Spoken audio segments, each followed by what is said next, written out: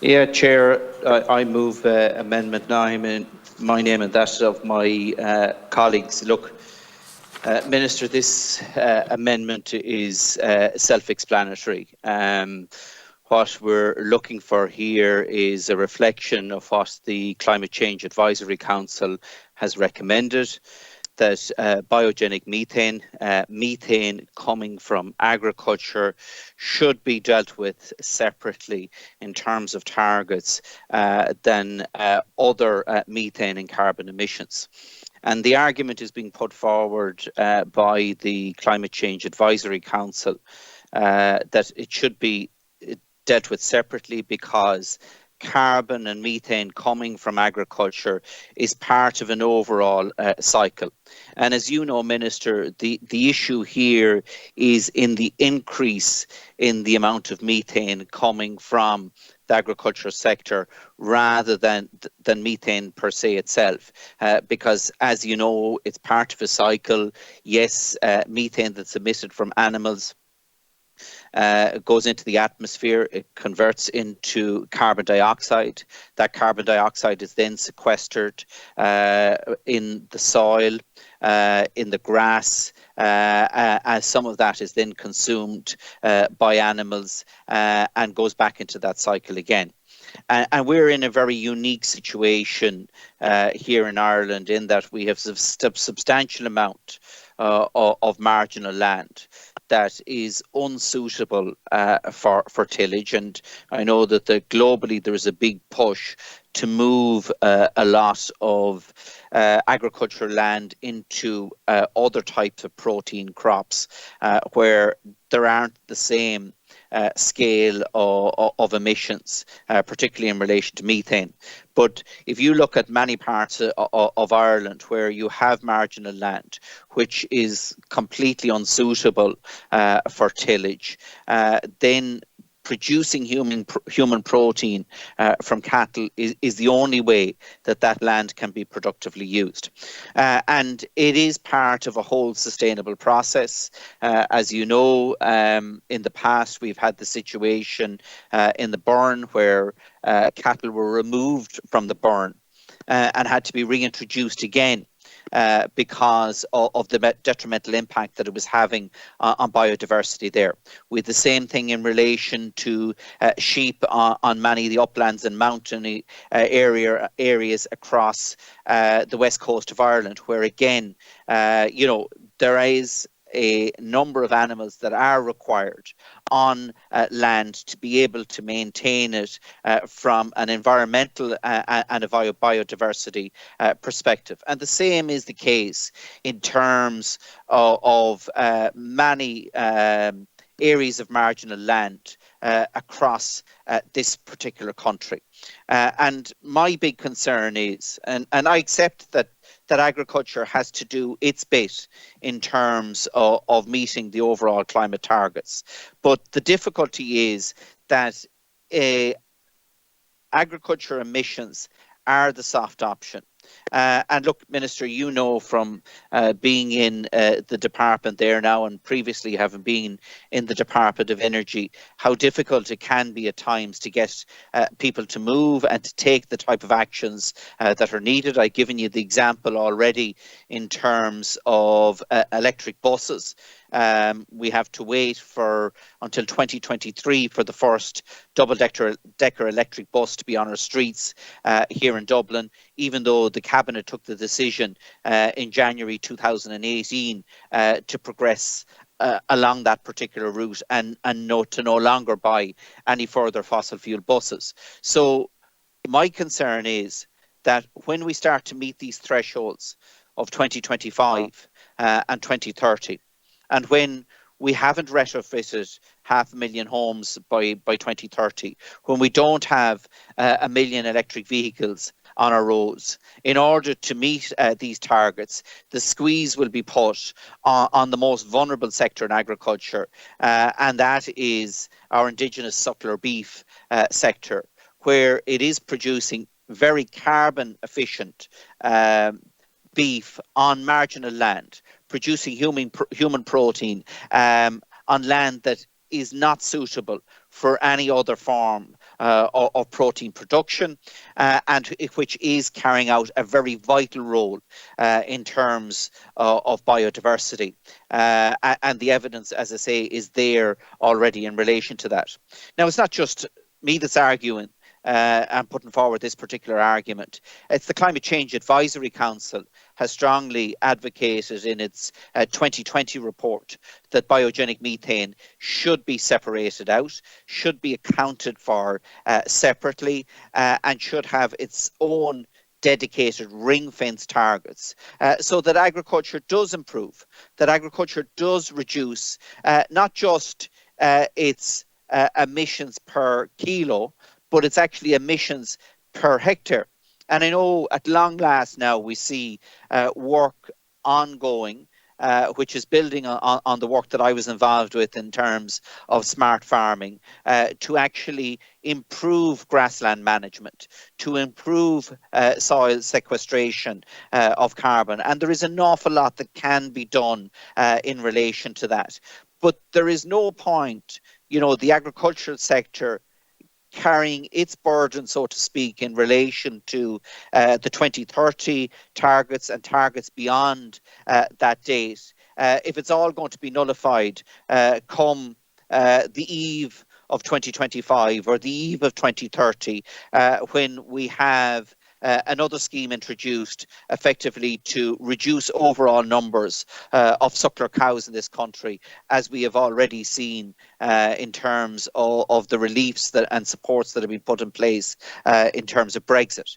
And it is about getting a fair and transparent balance put in place. So the amendment that I'm putting forward here clearly reflects the goal, objective and intention of the Climate Change Advisory Council.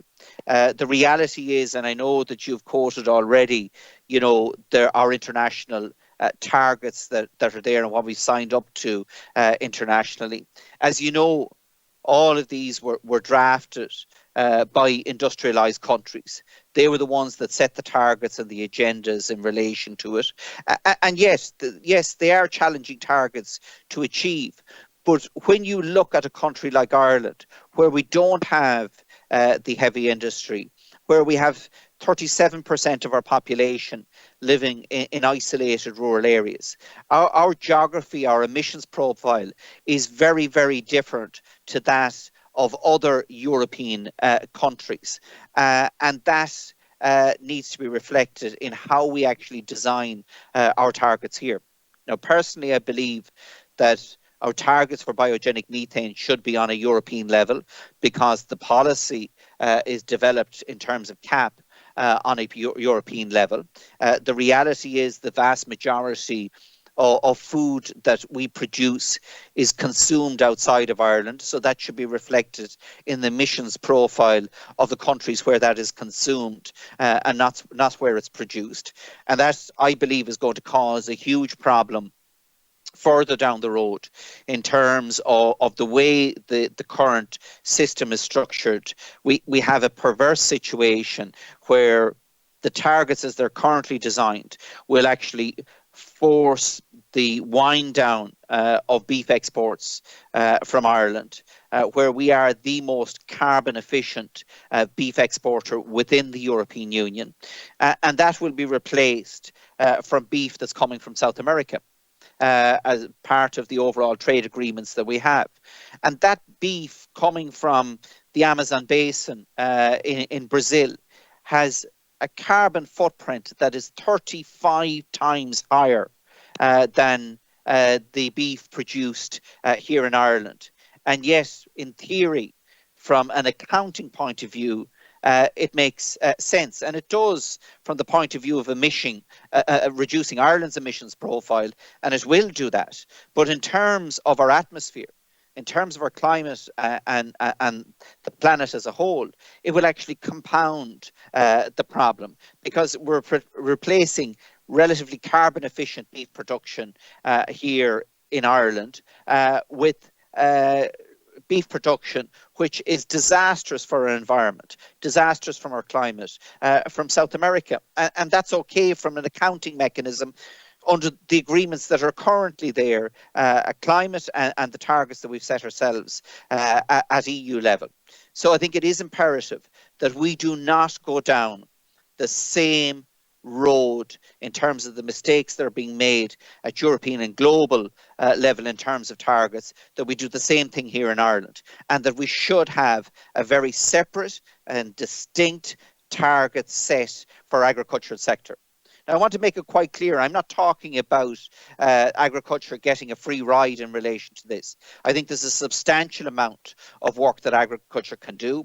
I think there is a huge body of work that Minister Pippa Hackett has in terms of land use and land use change, which will be key to achieving our overall targets in terms of our climate objectives, particularly in the agricultural sector. But it is imperative that that is done within a sector-specific area, because biogenic methane is very, very different than carbon dioxide used anywhere else in society and our economy. And, you know, it's not just the Climate Change Advisory Council. We have our colleagues in Northern Ireland where there's a very similar structure in terms of agriculture. They're taking a separate approach to biogenic methane. And in fact, the Climate Change Advisory Body there, the Climate Change Committee, have specifically said that there should be a different target for biogenic methane in Northern Ireland, and that should be offset in terms of carbon sinks in other parts of the UK.